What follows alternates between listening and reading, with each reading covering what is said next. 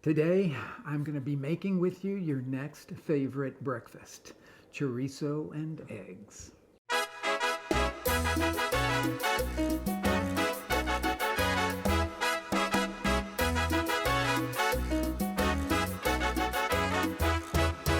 Obviously, if you're going to make chorizo and eggs, you got to have some chorizo. So you could make your own homemade chorizo. You could buy one of the national brands. There's some really decent ones out there.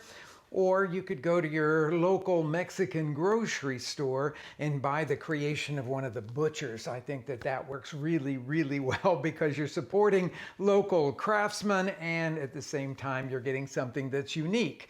I have today some homemade chorizo, but you don't have to go to that extent just to do this simple dish. I have a non-stick skillet here, which is what I would highly recommend for this. And I'm going to put the chorizo in here to start. No oil. There is a chance, you heard it sizzle right away, which meant that I had the pan heating here for a minute before we put the chorizo in, which is my recommendation always, so that the cooking starts immediately. We'll see what happens here in the next minute or so as it starts to render some of the fat. But while that's happening, I'm going to slice up a medium onion. Now, when you're talking about chorizo and eggs, it could be as simple as just chorizo and eggs, or you can start to give it a little bit more interesting stuff. Lots of people in Mexico would actually add some tomato, onion, and a little bit of green chili, sort of what we would call a salsa mexicana or a pico de gallo, and you can do that. Today, I'm going to take it in another direction and add some sort of caramelized onion, which I'm slicing, not chopping, just for variation in texture. And then I'm going to add a little bit of roasted poblano. You could do that, or you could actually put a little chipotle chili in here. That'll add some smoky spice. So let's go back and take a look now at this chorizo and see what's happening. A little bit of fat is rendering out of it, but not tons. So at this stage, I want to see enough fat coming out of it that I can actually see that pooling around, covering basically the base of this skillet. So I don't see that, so I'm going to add a little bit of oil. We will need oil for this cooking of the onion part of it here. So now that we've got some rendering going on there, I'm going to add the onion to the pan, and I think I had a little piece of the root end there that I meant to take out. And now we're going to let this cook for, I'm going to say, about 8 minutes or so. We want the onion to soften up and really beautifully start to brown, get that sort of rich, sweet carameliness going on, and depth of flavor that you get in browning the onion as well.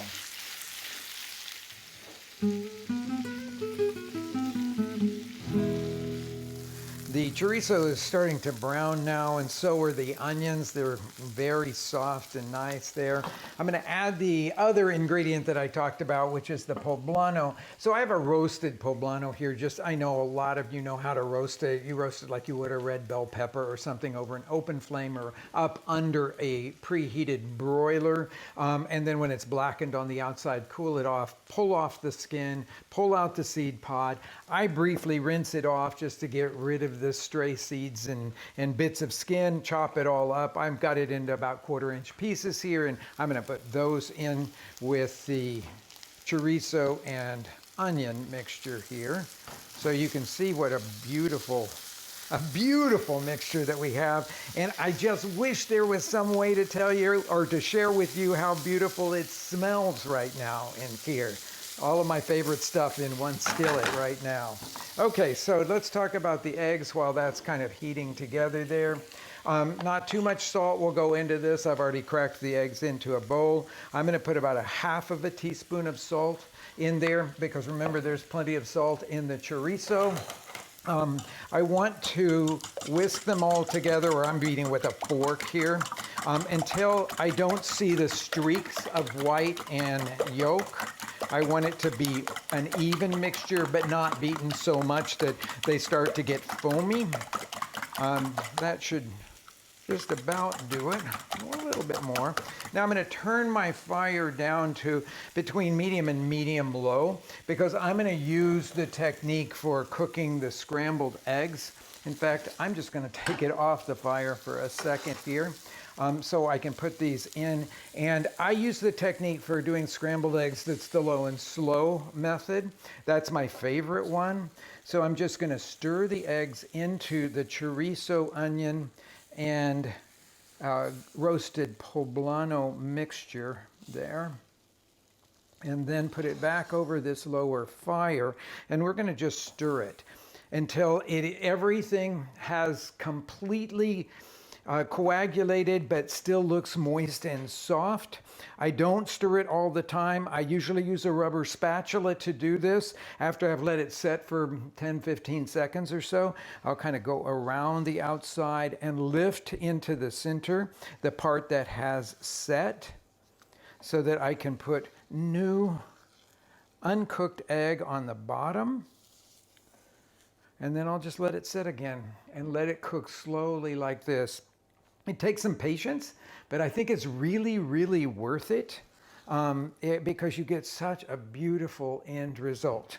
There's some of you out there that probably like to do the really fast method of cooking scrambled eggs, and I know that that's what they teach in culinary school most of the time, but my favorite is this sort of low and slow version.